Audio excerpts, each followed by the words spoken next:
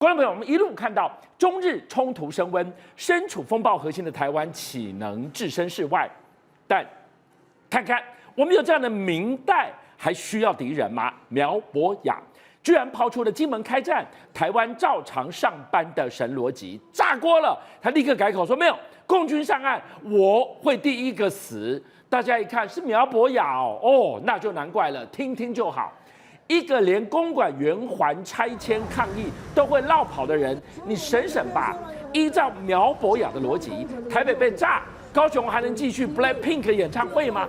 你要金门、马祖去当炮灰，台湾继续上班生活。苗博雅，你真的是大错特错了。听听看他怎么说。现代的战争，它在发生的时候，不是所有人都在战场。我举个例子，乌克兰被俄罗斯攻击3年，但是乌克兰没有被俄罗斯占领的地区，孩子们都还在上学。乌克兰没有被俄罗斯占领的地区，该上班的还是在上班。所以，如果台湾被敌国入侵，比如说这个金门马祖，中国攻击金门马祖。那其实台湾本岛的大多数的日常运行都还是会日常运作。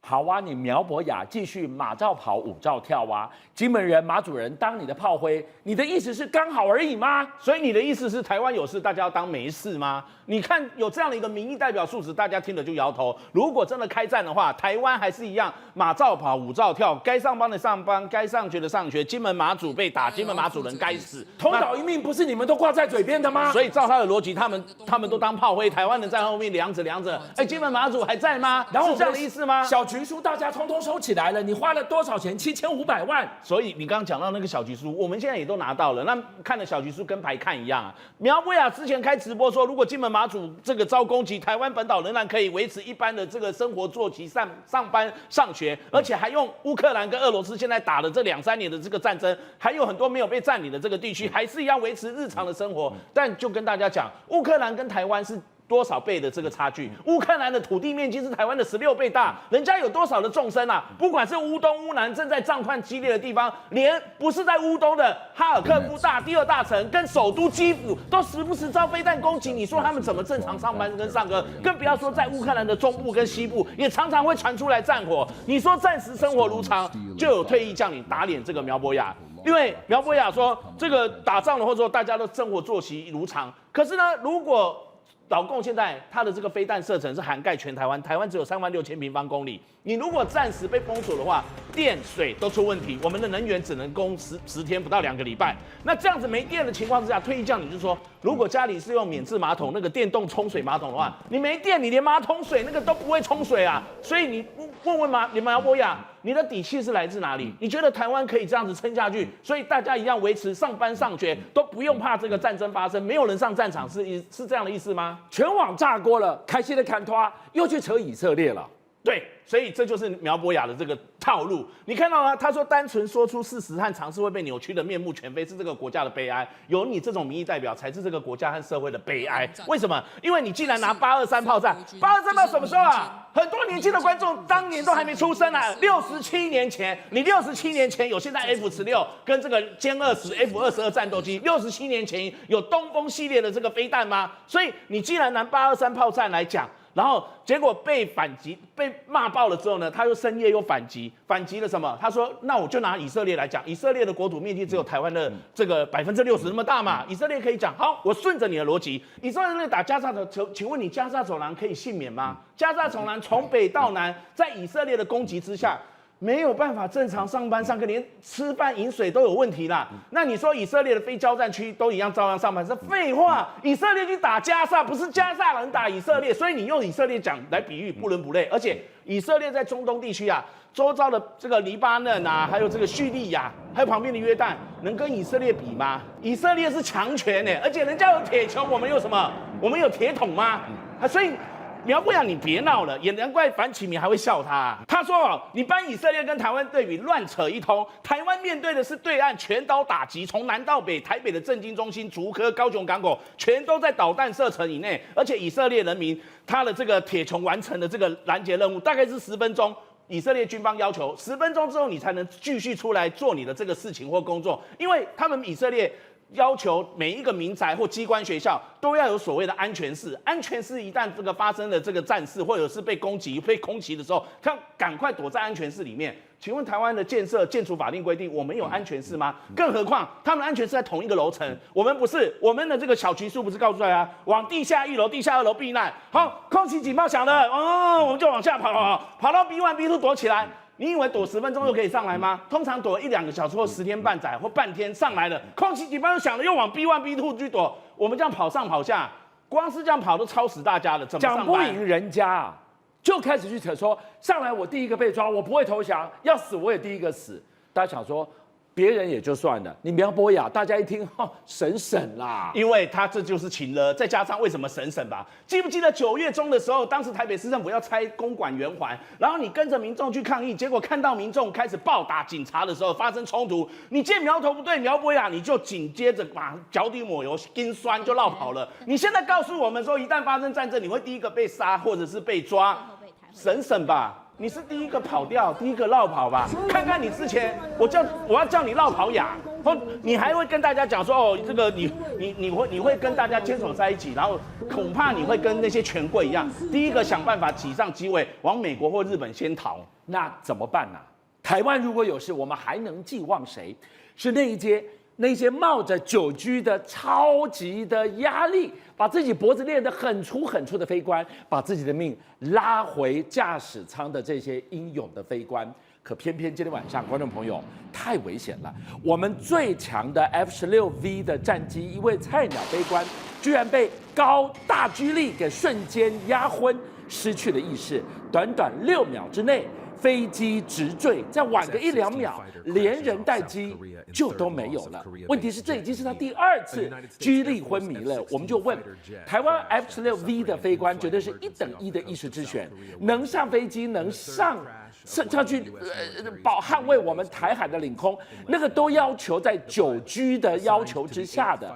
他为什么能升空？难道是因为人力吃紧，赶鸭子上架吗？就像这个时候，我就要跟大家讲，昨天台湾空军传出了这样的一个消息，让大家稍微震惊了一下。为什么说？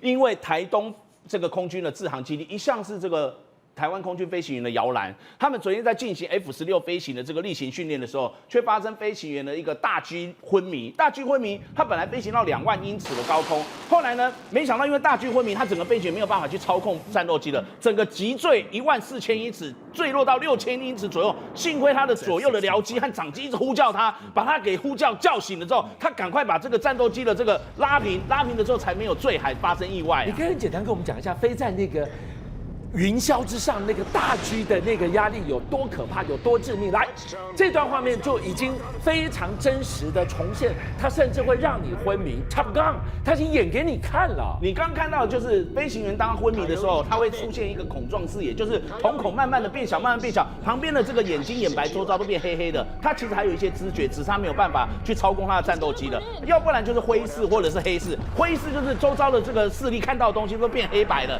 或者是黑视完全黑的。所以飞机在极高速、在狗斗、在缠斗、在爬升、在俯冲的时候，你会身上承受于 N 倍于你自己体重的，就叫我们讲的大狙力啊。对，这种大狙力就像这一句昨天在谈到的，可能比如说9G，那就是9倍于你自己的体重压在你身上的话，那是很不舒服，因为你脑部的这个供血没有办法这个及时这个流很顺畅，那你就会失去知觉。那我问你哦，因为这个当事人 F-16V 的这个菜鸟飞官，他这是第2次的G力昏迷。我的疑问是，找了一下资料，我们不久前才要求所有的 F-16V 的飞官，你必须要能达到15秒之内要能够抗住9G 的大狙力，那他应该办得到啊。没错。那过去他曾经有1次的大狙力昏迷的经验，那这一次又第2次了，恐怕军方这2天我们在问的时候就提到说，他可能这次会被停飞。那你会说，为什么那第1次发生的时候不会停飞呢？那是因为现在空军台湾的这个军方的飞行员能够找到这么好的素质的飞官不多了。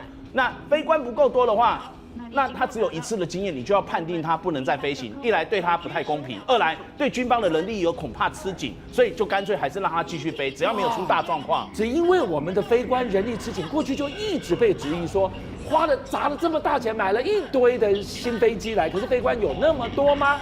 这下问题就浮现了。所以人力是一个军方捉襟见肘很大的一个问题，再加上这样的一个这个飞行员，他本来训练是从一般空军官校出来开 T34教练机的时候，他会进入到2阶段，会有一个7.5G 的这个15秒，你要忍受15秒，那样7.5G。后来在今年8、9月的时候取消这个规定，我在第1阶段学测的这个学科考试的时候，我就直接让你们面临9G 15秒。9G 是什么样的概念呢？9G 呢，就是跟大家讲很难。我刚刚说9倍体重在你身上，好像9个人的身体压在你上面。给大家看一段画面，在画面当中，你好好告诉我们9G 会如何改变一个人。看到画面，你真的会不可思议啊！这个就是 9G 的这个比正常人承受的9倍的重力。他脸变形了，他开始会不舒服，有些人还会伴随着呕吐。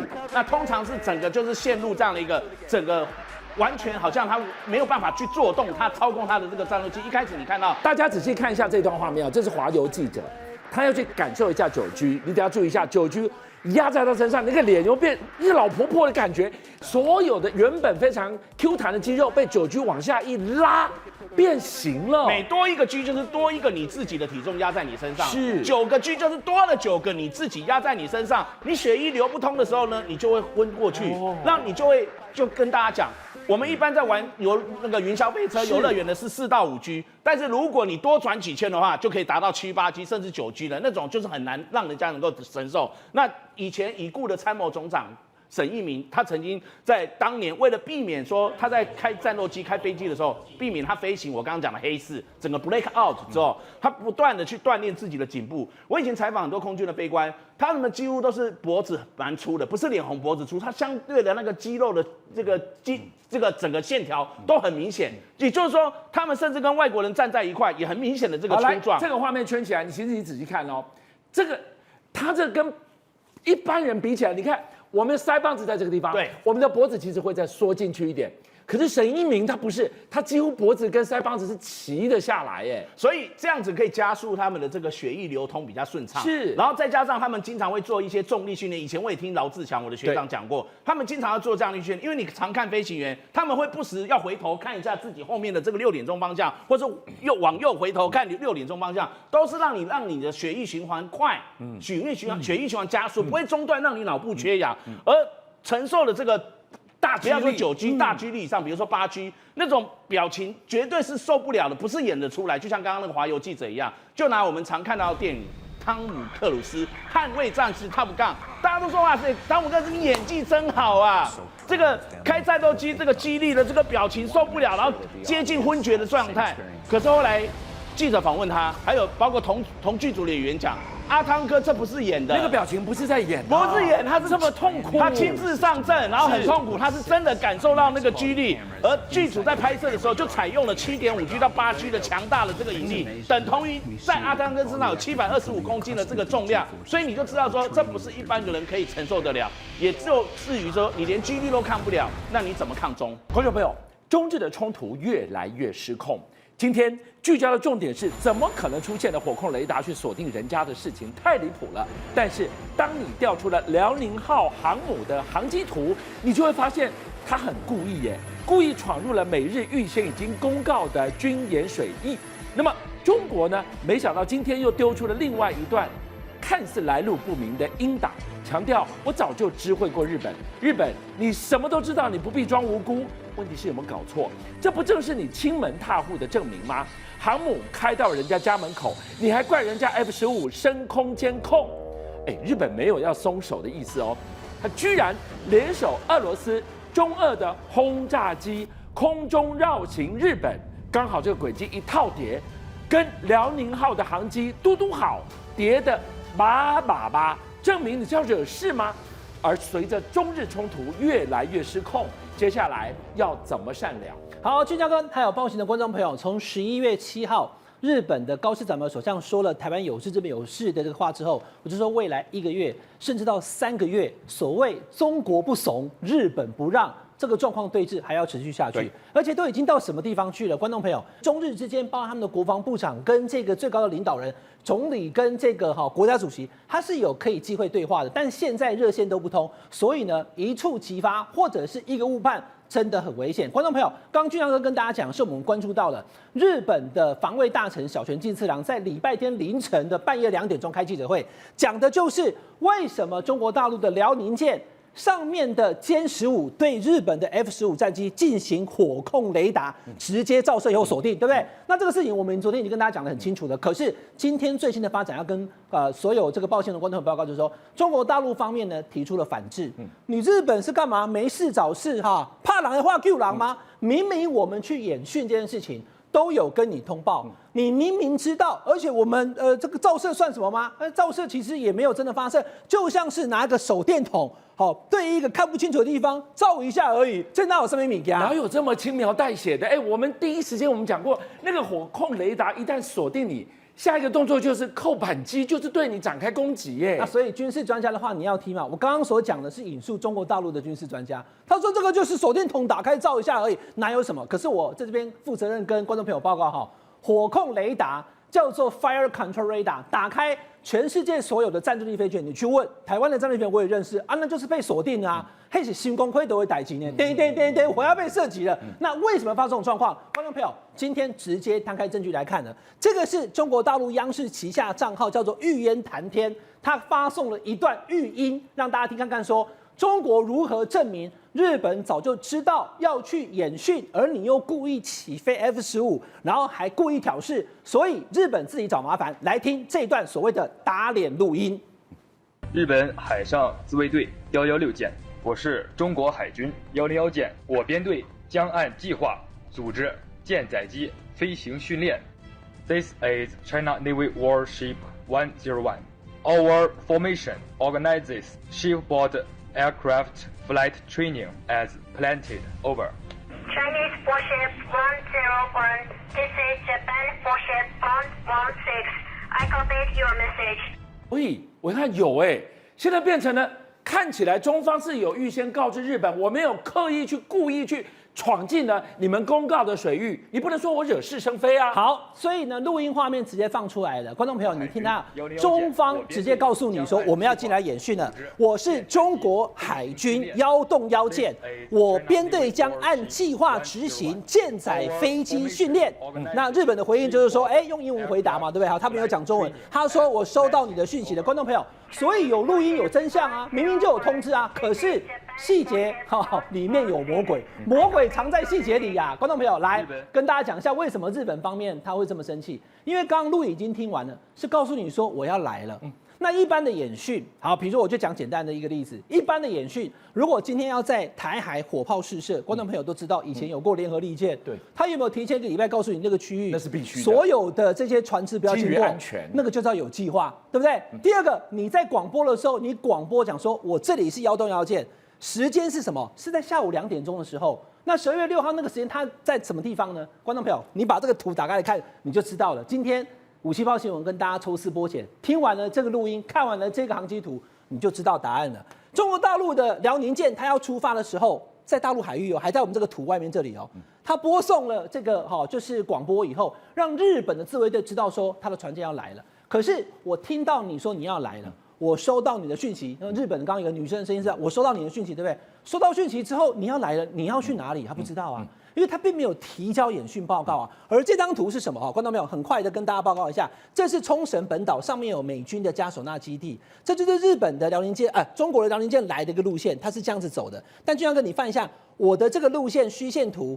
它中间经过了几块有图，这个所谓底色的地方，你知道这是什么地方吗？好，这什么地方？ 1块、2块、3块，这个观众朋友就是美国跟日本的联合演训的海空区域，所以在这一块、在这一块、在这一块都有美国跟日本的军舰，因为这里就是加手纳基地，这边也有所以当你经过的时候会怎么样？来，观众朋友，如果今天中国大陆的军机从福建沿海起飞，中华民国的空军，不管是在新竹基地、嘉义水上基地，我们会做什么事情？戒备啊，升空啊。对，俊阳哥来航了，因为他起飞了，我不知道他要干嘛嘛。你有没有敌意？对岸不会告诉我们要干嘛嘛？我怎么知道你会飞过海峡中线以后继续飞到台北？所以我就一定会起飞。所以当辽宁舰到了这个地方，发现歼15起飞的时候，为什么我们讲有2度？一度是下午4点多，一度是晚上6点多，被进行了射控监视，对不对？就是因为辽宁舰上面的歼15起飞了嘛，你一起飞，日本的 F-15当然就要起飞啦，万来塞等它弹。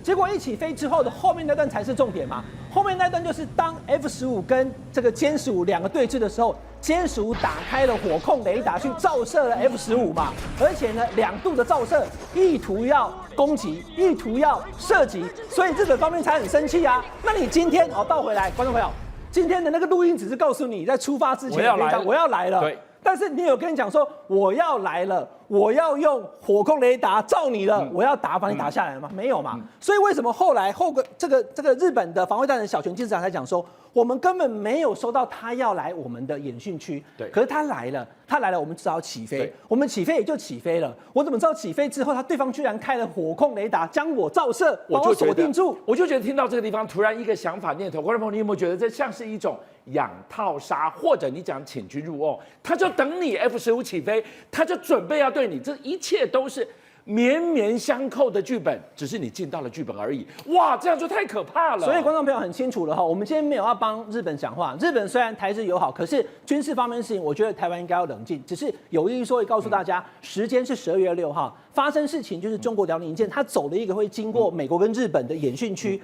3度闯过的一个路线，而且在这个过程当中，它的战机歼15从辽宁舰上起飞了，一起飞以后，日本的军舰也起飞以后，两边对峙，又打开火控雷达，所以让事情不可收拾。可是观众朋友，我刚刚讲了这么久的这个图，你马上要看到一张一模一样的图，为什么？因为辽宁舰的这个路线就是在我们台湾在这边了哈，宫古岛跟冲绳之间，对，它切过了这个，好，很简单，它是要切开第一岛链的北侧。对，我们台湾的巴士海峡常常也会有军舰绕到我们台东外海，对不对？对，那叫巴士海峡，就是第一岛链的南侧，台湾以北跟台湾以南这2段就是中国大陆要把它切断的。因为就在昨天，日本公布最新的图，俄罗斯也加入了。俄罗斯也加入了。我给大家看一个大图你就知道了。俄罗斯也有3个不同的战斗机跟轰炸机。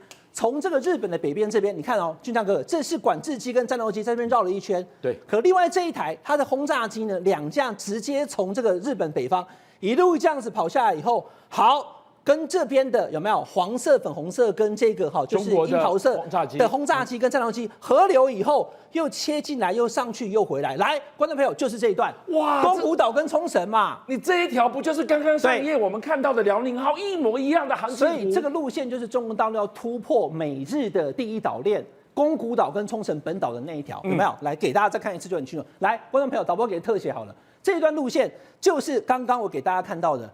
整个切进来的就是这一条，有没有？冲绳跟宫古之间，这个就是以后整个海域如果发生军事紧张的时候，所以美国跟日本要守住这一块。那现在的状况是怎么样？就是除了10月6号被照射锁定之外，现在加入俄罗斯了。俄罗斯的战斗机跟轰炸机也跑来包围日本，所以等于是日本的北边、西边跟南边通通被包住了以后，小泉进次郎最近这么严啊！地震还派了自卫队去要救灾而已，又要开记者会讲说，这个行动不是单纯的轰炸机的演习，它是要对日本进行封锁。日本已经警示到，现在中国大陆的海空在对日本进行切断与封锁，连俄罗斯的军机都已经加进来。那下一步就看美国方面会不会有任何的说法，或者是任何的动作。好，所以观众朋友，我们刚刚看到这个地方，现在不就有辽宁号用这个所谓的火控雷达升空锁定日本的 F-15，已经够危急了，居然中日轰炸机联手在空中护航，哇，这个是极限压迫，以为就这样了吗？还没完，没有最夸张，只有更夸张。现在看到的滨崎步澳门演唱会确定没有了。而下一个礼拜才是真正危急的时候，为什么南京大屠杀周年又会怎么样来造成一个更紧绷的对峙，或者是撩拨仇恨的柴火呢？对，日本天后亚洲歌姬滨崎步上个礼拜呢，原本要在上海开这个演唱会，但因为中日冲突的关系哦，所以这演唱会呢被临时喊卡。那滨崎步呢事后也是一个人哦，就在场馆里面表演起来。这一幕其实感动了蛮多人，大家觉得蛮敬业的。结果呢，原定在接下来要举办的这个澳门的演唱会，现在也突然被喊卡了。很多歌迷非常愤怒啊，为什么要惩罚我们这些民众喜欢滨崎步的热情？你们中日冲突官方的冲突为什么要扯到民众身上？现在在中国大陆确实有引发很多民众的反对，尤其是滨崎步的歌迷你要知道，去年滨崎步到上海去，哇，那是非常轰动的事情他去年呢11月到了上海去开演唱会是打破泰勒斯的观场人数进入所以你就知道中国人是非常喜欢滨崎步了，巴不得他要去。所以你知道去年他11月到上海去开演唱会的时候，因为人太多了，1分钟门票秒杀，还要求加场所以你就知道大家非常喜欢滨崎步。可是现在爆发这样的情况之后呢，大家觉得说，难道真的关系回不去了吗？那甚至呢，也有很多滨崎步的歌迷，中国歌迷在网络上，在他们的微博甚至微信的社群里面讨论滨崎步，他们只传了一张空无一人的照片。就像哥，你知道后来怎么样吗？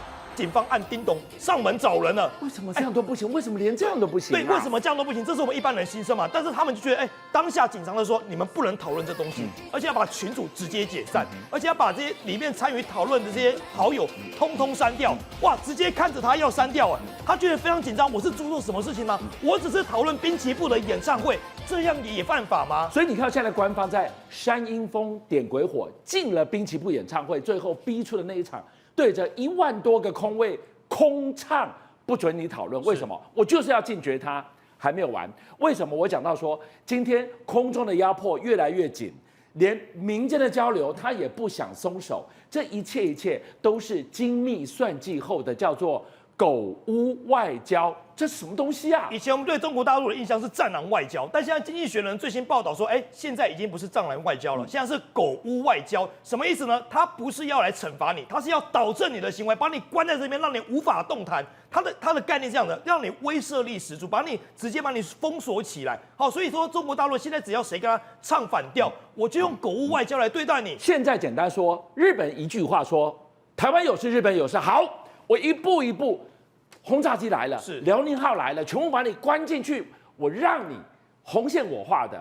今天禁区，我告诉你，所有全世界看好了，所有敢说台湾有事，都是大家有事，下场就跟日本一样，让你们心生恐惧。对，所以现在用这一招，其实台面上各国多多少少会有点畏惧啦。我问你现在最直接的就是你不断的去撩拨反日的情绪，你最后到底伤到谁啊？我想最后还是伤到中国的民众。为什么呢？你要知道，其实日本很多企业都在中国有设厂。那我现在要讲了，这个企业呢，就是中国的日本呢，在中国的佳能企业，它近期因为中日关系的升温，它决定要撤厂了。但是这个厂区有1400名的员工，你就想，万一撤厂的话，那这些人他们的家庭怎么办呢？我跟你讲，这个佳能企业它非常有良心我发资遣费，我用年资乘以2.5+1，哇，2.5N+1来这样计算的年资，所以每个人基本上可以拿到200万到300万台币的年资，这个资遣费，哇，一般人觉得，哇，我突然被资遣，可是我也一夕之间暴富了，很多人觉得很好啊，日本企业原来这么有良心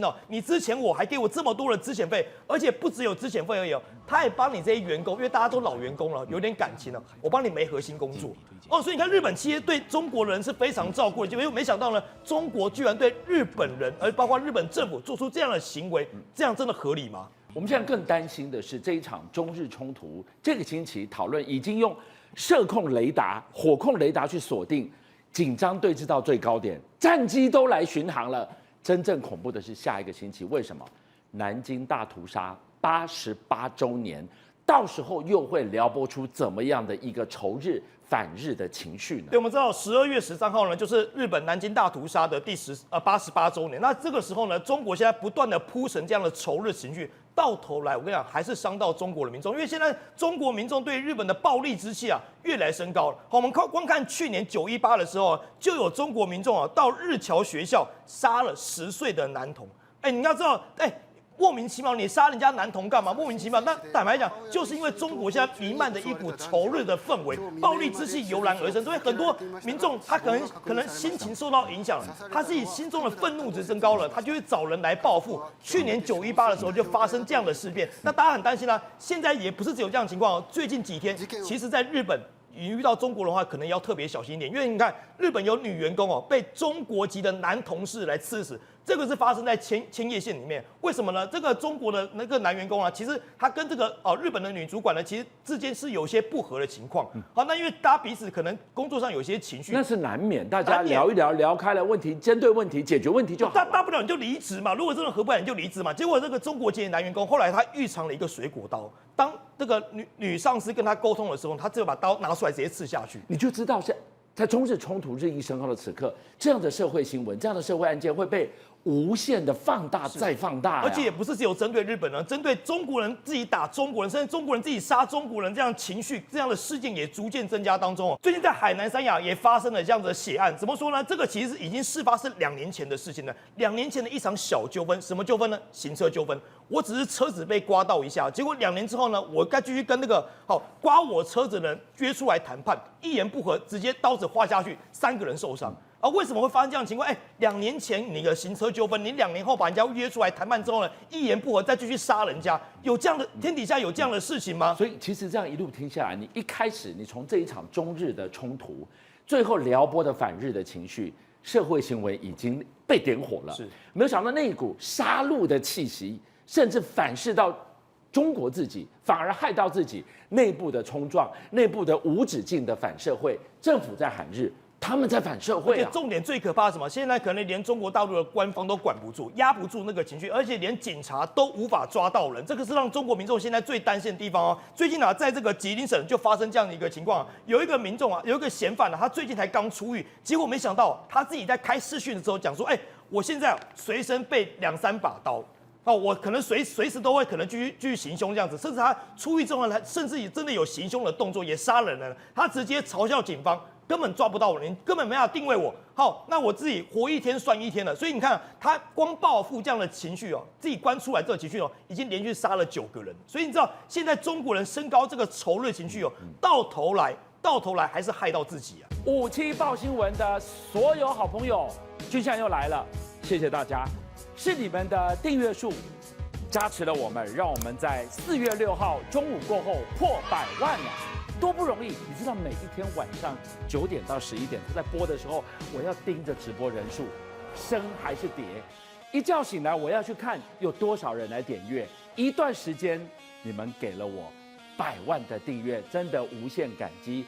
最后我要跟大家瞪眼看，再一次谢谢你们大家，同时请介绍更多好朋友来支持57报新闻，俊相还有优秀的57报新闻团队会继续为大家每一天挖真相。Come on, come on, come on.